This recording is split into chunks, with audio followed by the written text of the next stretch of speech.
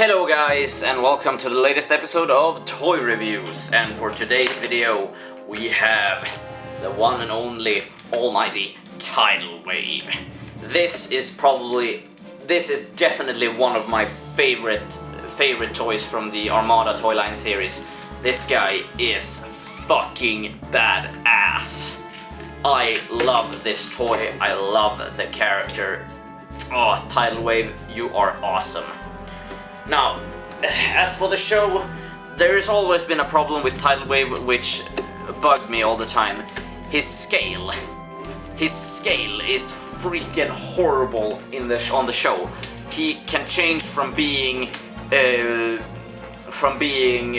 just slightly taller than Optimus Prime in Super Mode to becoming like skyscraper tall. And even in the Armada game, he is as big as I don't know, he transforms into an aircraft carrier, so imagine one of those standing upright. Yeah, that's how big he is in the video game, and that is just outlandishly big. He would wreck the fuck out of everyone. You wouldn't even need the rest of, yeah. So, as for his scale, I am a bit mad since it keeps changing all the time. So I just stick to the toy as a point of reference. And the toy is slightly bigger than Optimus Prime in his super mode, and that is still pretty big. So we have a pretty good point of reference here. But enough about that. Let's just transform him. First, we have the combined mode. We can also separate into 3 parts, which forms the Dark Fleet, I think it's called.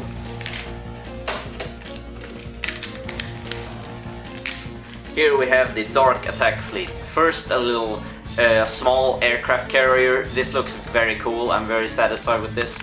This, however, is the Energon version of Tidalwave. So this guy is not from the Armada series. He's from the Energon series. But the character is precise. The model and the mold is precisely the same. This is just the Energon repaint.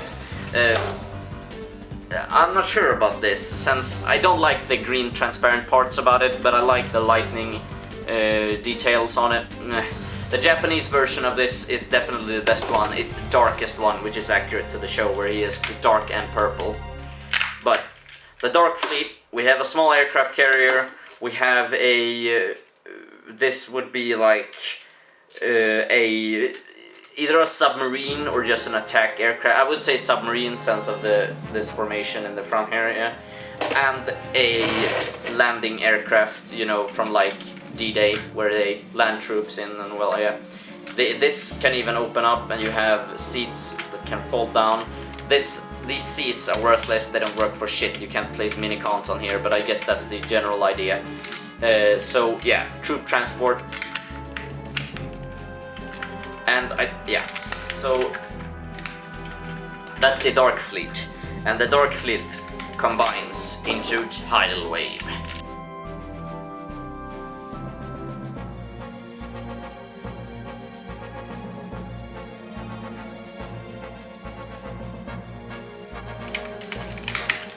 There we go. He's so fucking big, so you can actually just do this. Hold on.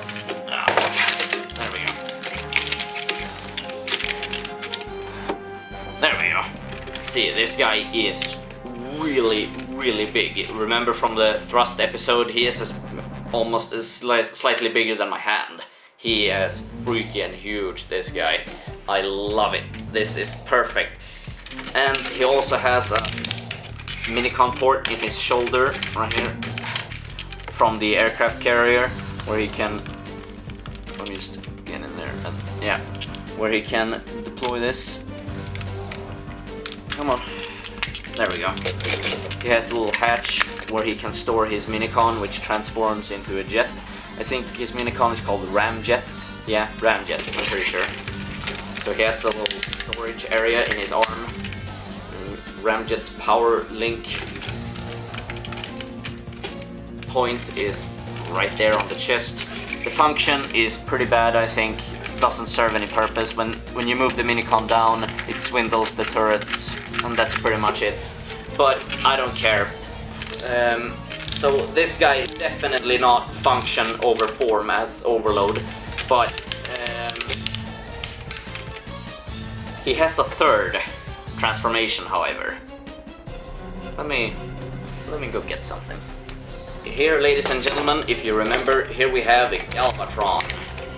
And, well, if Overload can combine with Optimus Prime, I think we should give Galvatron a little buff too, huh?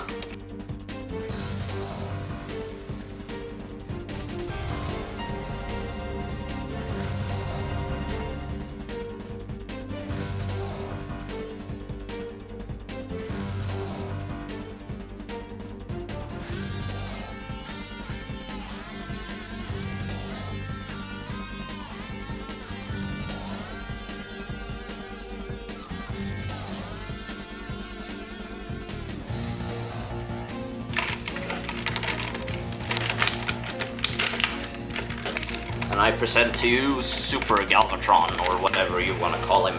And he can actually fly in this mode since he has Tidalwave's landing aircraft as a jetpack. It doesn't really serve any function since these things get in the way so much. But on the show he would use, since Tidalwave is essentially bulletproof, you can't damage his frontal armor, he would use the gauntlets as arm shields.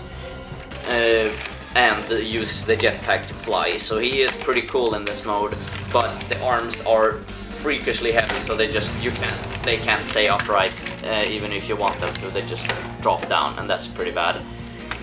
But I guess you would prefer Tidalwave to be strong and heavy than to be light as a feather in order to fit Galvatron.